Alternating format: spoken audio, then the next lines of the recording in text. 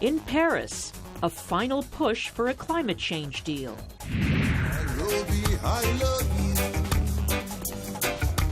In our Music Maker segment, top African reggae artist Rocky Dawumi. And Los Angeles Lakers superstar Kobe Bryant winds down a stellar basketball career. Africa 54 starts right now. Good evening and welcome. I'm Vincent Makori. This is Africa 54. Violence erupted in Burundi on Friday when at least 12 insurgents launched attacks on military bases in the nation's capital. 12 were killed and 20 others were arrested. Soldiers told Reuters at least 5 of their comrades were also killed, but an army spokesman says there were only wounded. A small arms fire has echoed across Bujumbura throughout the day after heavy gunfire and blasts shook the city in the early morning hours. Residents say streets were empty and police were out in force at a time when people normally head to work.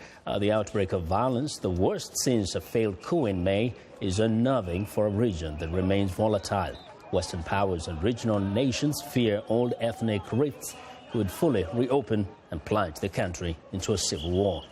For the latest on the situation in Burundi, Apollinaire Nirora, a Burundian journalist, joins me by phone from Bujumbura. Good evening, Apollinaire. Good evening to you. Yes, now first, just update us on the situation at the moment as we speak. What's going on in Bujumbura? Yeah, the situation right now is a bit different from that we were facing early in the morning, but I couldn't say that the situation is really good because I'm still hearing gunfire from a neighborhood from where I am. I hear the gunfire from Nyakabiga, and the latest reports say that 5 people were killed in Nyakabiga alone. Yes. It's 5 people killed there, but it's different from the 12 people, the 12 assailants who were killed during the attack against military barracks, according to the army spokesman. Now, Apollinaire, does anybody know who are the attackers? So far, we don't know who are the attackers because they haven't yet claimed the responsibility, and the Burundian army spokesman didn't reveal who carried out the attacks. Now, this looks like one of the most daring attacks going to a military base. Are there concerns that there is a possibility of an armed kind of outbreak or civil war in the coming days?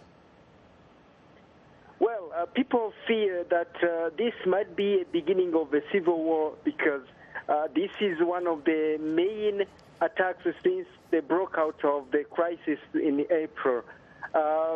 Attacking to military bases in Bujumbura and the one in the countryside, people see that this is it's an operation that has to be done by people who are prepared. So we fear that this might be a beginning of a civil war. Well, Apollinaire, thank you very much for giving us those updates. Apollinaire Nirora, he's a Bujumbura-based journalist. Well, teams of negotiators scrambled in Paris Friday to reach a consensus on a United Nations climate deal. Organizers admitted there are delays in the talks. Conference President Laurent Fabius has repeatedly reminded delegates that the deadline for an agreement was today, but he says the deadline has been moved forward. VOA's Kim Lewis has more.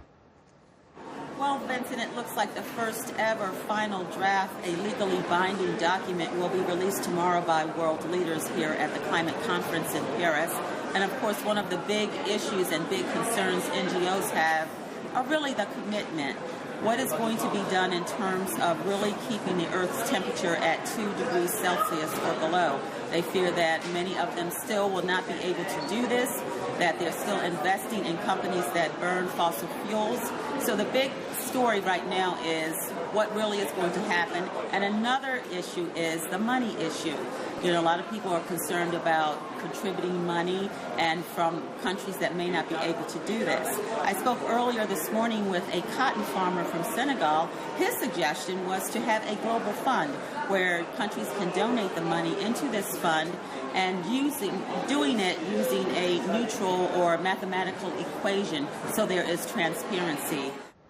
Now, for more on climate financing, Kim spoke to Frank Rasberman, CEO of the Worldwide Partnership Addressing Agricultural Research for Development, CGIR Consortium.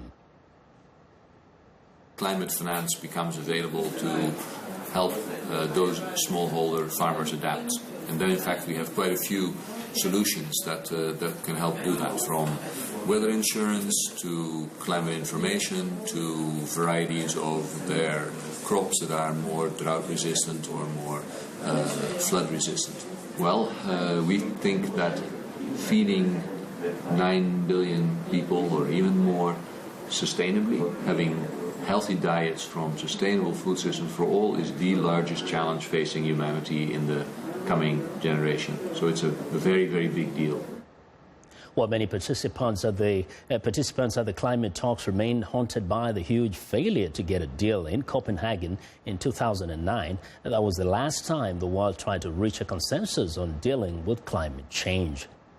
Well, at a U.S. Senate Foreign Relations Committee hearing on South Sudan Thursday, Enough Project founding director John Prendergast described the dysfunctional war-torn nation as a violent kleptocracy. This is certainly the last chance, I think, that the international community writ large, and particularly the United States, is going to give to this particular set of leaders. You know, the patience is almost gone, as we heard today, very, very strenuously expressed by the senators. Well, Mr. Prendergast says ending South Sudan's crisis will require creating accountability for economic and atrocity crimes. He also said the U.S. is in a unique position to both support the implementation of the peace agreement and pursue global financing measures to curtail conflict financing in South Sudan. Well, decision makers gathered in Washington, D.C. recently to discuss how to become better global leaders. Nana Adjoa Entui Bosiako has our report. Education, empowering women, and connecting with local communities were some of the issues addressed at the Meridian Global Leadership Summit. This year, the summit focused on how foreign policy impacts the world. Congressman Eliot Engel told attendees the decisions we make today are connected to a global world. And that what happens in other places really affects us as well. And so it's really not much different than it was 20 and 30 years ago. But I think the acceleration is much greater. One of the biggest challenges facing the planet is education. James Quincy, president of Coca-Cola, says both political and business leaders need to understand what they can control as well as what they cannot. For Quincy, engaging with local communities and teaching them new skills is what will help global businesses succeed. In Kenya, we've got a program where we're trying to generate female entrepreneurs to set up businesses, to be distributors, part of our trying to empower 5 million women by 2020. This is tens of thousands of new jobs being created. Terms such as unemployment can be perceived differently from one culture to another, but observers say policymakers should understand these differences in order to make the best decisions. According to a recent Gallup poll, only 200 million out of 5 billion adults worldwide are unemployed. John Clifton, managing director of Gallup Global Analytics, says that that's because the definition of the word unemployed is flexible. In the West, when we hear self-employment, we think two things: entrepreneurship and a small business owner. But for the rest of the world, it means begging or being a subsistence worker. Participants agree there's a need for more interaction between leaders and communities globally in order to make better decisions on foreign policy. Nana Adjoa, VOA News, Washington. Well, we want to know what you think about Africa 54 and the stories we cover. Join the conversation on Facebook. The address is Africa 54. Check out our headlines 24/7 on voaafrica.com. Find me on Twitter at VOA Vince Makori. Well, coming up, live from Los Angeles, African reggae artist Rocky Dawomi. Stay with us.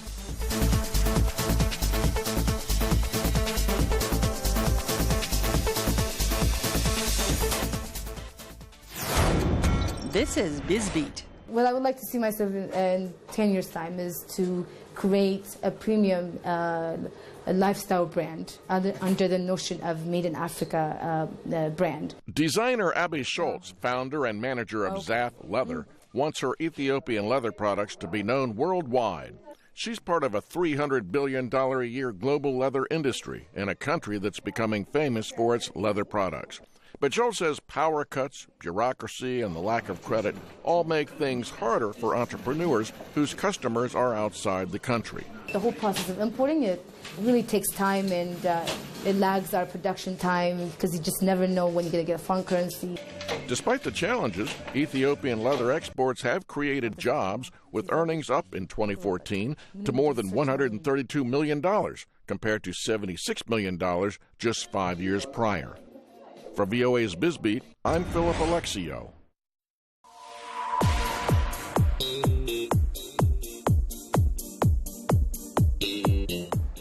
Welcome back. It's Music Makers Friday, and today I am delighted to introduce to you Grammy-nominated reggae artist Rocky Dewumi. He joins me live via Skype from Los Angeles. Rocky, welcome to Africa 54. Thank you very much. It's an honor to be here. We're happy to have you. So first, just let me get the sense of how you feel just about being the first African to be nominated for this Grammy Award in the Best Reggae Album in the upcoming award ceremonies. Well, you know, it's really humbling, and at the same time, too, it's really a testament that African reggae, too, over the years has been making a lot of inroads. I mean, from the works of Alpha Blondy to Lucky Dube, you know, that has really been able to let the world know that the reggae variant that is also created out of Africa also has the potency and the ability to really impact the world in a big way. And I think all of those combinations are what has also led my work right now to really, you know, rise to the point whereby the Grammy, voting committee has seen that, you know, it needs to get a nod. And I feel also that, you know, the album was, you know, Branches of the Same Tree was a very great album, you know, which really represented African music and how African music really integrated with reggae music at the same time, too, was very, very accessible and tuneful. And I think that's what really led to it. So I'm very, very honored and at the same time too very proud that, you know, Africa has been given the nod. When you're making this album, were you thinking, well, I want to do something that goes beyond the continent of Africa? I want it to resonate with people across the world. Well, you know when you're creating, you know, you're first of all, it's due to inspiration, you know. But over the years, you know, I have always felt that, you know, the only way you can really create something that can really stand out of the rest is to really infuse it with your own identity. So this album, you know, really draws from, you know, my Ghanaian roots, you know, from high life music to Afrobeat, at the same time too, various styles of music, you know, from American gospel to Brazilian samba, that has really influenced me over the years. But I think that it really came together in a very harmonious and organic way, in a way that, you know, showed that, you know, reggae music doesn't have to definitely be stagnant, but there could be other elements of global sounds that can be integrated into it and give it a fresh new outlook. And I think that is what really created the resonance, you know, and I just, you know, it was really a natural expression of my artistic journey. And I think that's what really did it for me. Now, well, I'll keep you, just hang in there. I want us to feature one of my favorite songs that you've done, not so much because it's about my home city, Nairobi, but because it's just a great song, Nairobi. And then I'll come back to you. Let's watch this.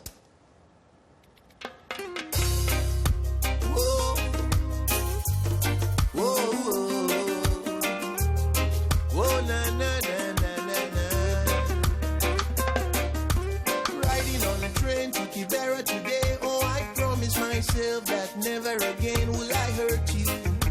Nairobi, I love you. All over the city, from place to place, I reach out with joy to the people I meet, cause I love you. Nairobi, I love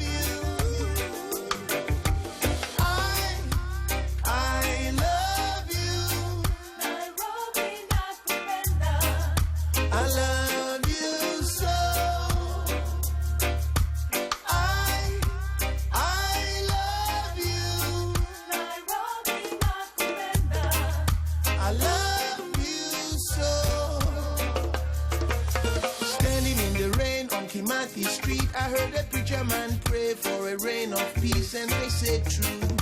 Nairobi, I love you. Young and old from every creed, everybody must join this unity. I say so. Nairobi, I love you. I love you. Nairobi, not Brenda. I love you so.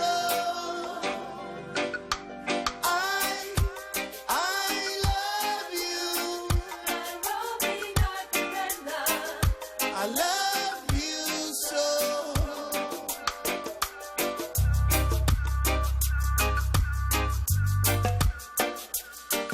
Now 24/7 every day of the week I come in to seek and keep the faith, 'cause I love you, Nairobi. Well, fantastic. Now, Rocky, you know, Nairobi and Kenya loves you back so much. Tell me what inspired you to write this song in a few seconds. Well, you know, I remember, you know, a few years ago, you know, when there was the big violence after the last elections, you know, before the one that, you know, happened recently. You know, on my travels, everybody kept asking me what's going on in Africa, you know, and what's going on in Kenya, you know, and I have a lot of friends over there. So I felt that, you know, there needed to be a song, you know, that really reflected the path to unity and oneness and understanding, you know. And then I was also involved during the election time, you know, all the peace process that went on over there. So I traveled to Kenya, worked with the Red Cross and a lot of the local artists to really try and promote peace. So whilst doing all of that, you know, I felt that, you know, a song that really accented the common shared destiny would be something beautiful, you know. And I felt that Nairobi was such a beacon of not only Kenya, but a beacon of Africa, and really singing a song to really express how much I connected with the city and the people and the, you know, the way of life would be something that will resonate in a big way. Thanks. So that's song. Great. You're a beloved son of Africa, Rocky. Thank you very much. Thank you very much. God bless you. I wish you all the best in the award. And that's Rocky, reggae artist Rocky the Woman, who joined me live via Skype from Los Angeles. Well, it's time now for a short break. Still to come on Africa 54. Kobe Bryant's farewell tour. The Lakers superstar winds down a legendary career. We'll be right back.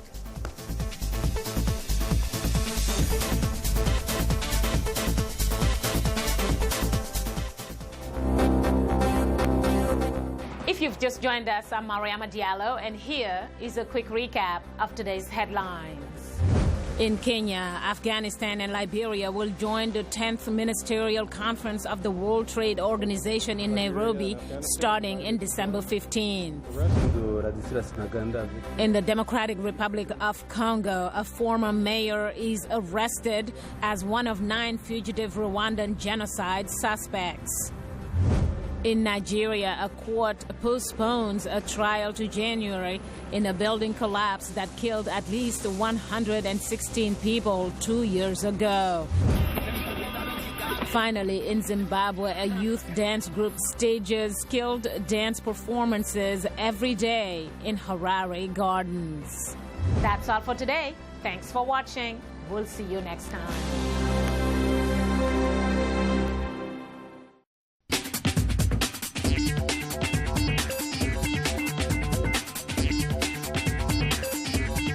Welcome back to Africa 54. Here's what's trending.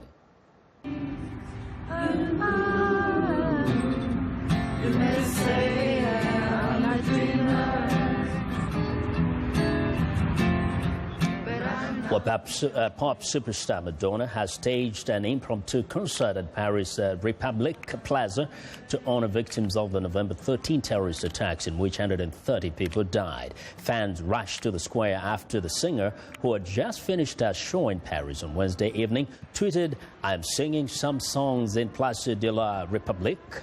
Meet me there." Well, hundreds of Japanese fans welcomed the film's director and cast at a red carpet event in Tokyo. The movie has been shrouded in secrecy with details kept tightly under wraps. Some of the stars shared a glimpse of their characters on stage. Star Wars veterans Harrison Ford, Mark Hamill, and Carrie Fisher were not present. Only the newcomers were at that event. While staying in Japan, these are some high-end crab shacks. Some hermit crabs have brand new homes thanks to 3D printing technology, and Tokyo-based artist Aki Inomata, she has created shells modeled to represent fabulous places and architecture around the world and introduced them to live hermit crabs who pick and choose their new country or home as they please. Her project features designs that range from the iconic skylines of New York City, Tokyo, and more. Inomata says she saw in these hermit crabs a way to explore issues surrounding migration and national identity. And that is what is trending today. Well, Britain's Prince Harry recently visited South Africa's Kruger National Park. And while he was there, he stepped into the conservation debate. VOA's Caroline Turner has more. Britain's Prince Harry opposes the rhino horn trade. He believes legalization will accelerate the path to extinction for the threatened species. Prince Harry spoke last week during a trip to South Africa's Kruger National Park, where many rhinos have been slaughtered by poachers. But in recent years, Kruger has become a major killing field. The numbers of rhinos poached in South Africa has grown by nearly 500% in just 5 years, with most of these occurring within Kruger. Already this year, 1,500 rhinos have been killed in this country. That is 4 every day. If current poaching rates continue, there will be no wild African elephants or rhinos left by the time children born this year, like my niece Charlotte, turn 25. Even though last month a South African judge rescinded a nearly 7-year-old moratorium on the domestic trade of rhino horns, the ban will remain in place for now, pending an appeal by South Africa's Environment Ministry. An international ban on the rhino horn trade has been in place since 1977. We can fight this battle. This is a test for all humanity, and we cannot afford to fail. Nature needs us to fight her battles, and in this case, protect her animals, some of which have been on this planet for tens of thousands of years. Prince Harry spent 3 months this year working on conservation projects in southern Africa. Carolyn Turner, VOA News.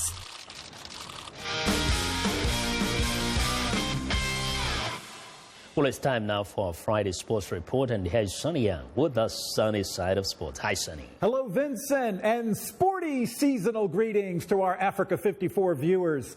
National Basketball Association superstar Kobe Bryant recently announced that this will be his final season with the Los Angeles Lakers, a team he has led to 5 championships. Kobe's announcement is giving fans across the league an opportunity to say their goodbyes when he and the Lakers visit their cities. The 2-time Olympic gold medalist and 17-time NBA All-Star made his final appearance here in Washington last week. VOA's Park Brewer attended the game, and he filed this report. Playing in the nation's capital on this night in his 20th and final NBA season, 37-year-old Kobe Bryant showed many of the skills that have made him one of the NBA's all-time best players. Whether he plays at home or on the road, he has legions of followers. Here in Washington, that was no different. I've been a Lakers fan since day one. Since the first championship, I've been a Lakers fan ever since, man. Kobe fan for life. Joshua Bailey said it was the best gift ever when girlfriend Adrienne Good got them tickets for this game. Just a great end to a great career. You know, I think it is time for him, to end. But, you can't say enough about his legacy and what he meant to L.A. and just for the fans. you know? We can't expect him to continue to go on and on, so it's just an honor to see him play for this last time, and it's just a great experience. But I'm glad he's retiring. Everybody gets a time. Very few professional sports stars stay with one team for their entire careers, especially when others offer them more money. Loyalty, you don't see that in players. You don't see that in football, basketball. You don't see none of that kind of loyalty in any of those sports. But it's been a blessing having Kobe on the Laker team for 20 years. And seeing him make amazing long-distance shots like he did throughout the game against Washington. He said afterward it was because he felt excellent physically. When I have my legs, I can go to that shot, and I feel very comfortable in that shot and stopping and pulling up. So, once I knew I had my legs, I felt pretty comfortable going to it. Kobe Bryant is expected to play before sellout crowds as he plays his final road games around the league. Afterward, he said he surprised himself how well he played, leading the Lakers with 31 points, double his season average, and scoring what proved to be the game-winning shot in a 108-104 victory over Washington. I was thinking about that in the locker room. I was thinking, what did I do differently? It was just something, and I still don't know. His coach, Byron Scott, also was pleasantly surprised. I don't know, how many more performances he'll have like this, but I expect him to play, with that type of passion that he plays with every single night. I don't know if it'll be these type of outcomes, but the one thing I do know is he'll give it everything he's got. And that's all fans can ask for from Kobe Bryant as he says farewell during his final season. Park Brewer, VOA News, Washington. Here's another sunny side of sports salute to the NBA's hottest team, the Oakland, California-based Golden State Warriors. The defending champion Warriors in the yellow jerseys go after their record-extending 24th victory in a row this weekend when they play the Celtics in Boston. It's the best start to a season in NBA history. The Warriors are also eyeing the record-winning streak of 33 games in a row set by the 1971-72 Los Angeles Lakers. Because Golden State won its final 4 games of the 2014-15 regular season, the NBA officially has the Warriors carrying 2 separate streaks right now, 23 games for this season and 27 games overall. No matter how you look at it, the Warriors have been playing some great basketball. I'm VOA's Sonny Young, and that's the sunny side of sports. I'm going to dribble the ball back to Vincent Makori. Yeah! Here you go. All right. Thanks a lot, Sonny. Be sure to watch the sunny side of sports every Monday and Friday right here on Africa 54. And that's our show for today. Be sure to watch Africa 54 on our website at voaafrica.com for more news. Tune in to VOA's evening radio show Africa News Tonight at 1800 UTC and in the mornings to Daybreak Africa between 0300 and 0600 UTC Monday through Friday. Thanks a lot for watching. From all of us here in Washington, have a good night.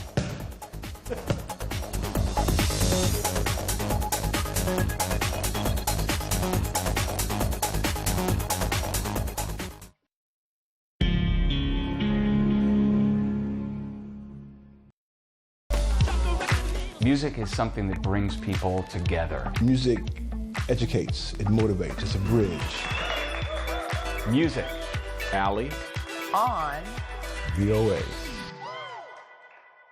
qubanaha VOA waxaan ku soo gudbinnaa qubanayaal goosgoos ah oo xiiso badan oo ku saabsan arrimaha Soomaaliya, Maraykanka iyo caalamkaba. haddaba qubanaha VOA-da kala soco website-keena voasomali.com.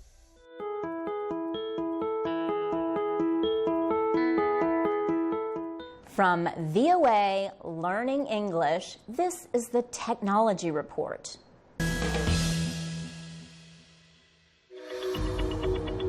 I'm Milar Sega. I'm the host of VOA's The Correspondents. A roundup of the world's top stories. Here's a false choice in more ways than one. We can't actually put you there, but we can come pretty close. In 30 minutes, we'll show you the world.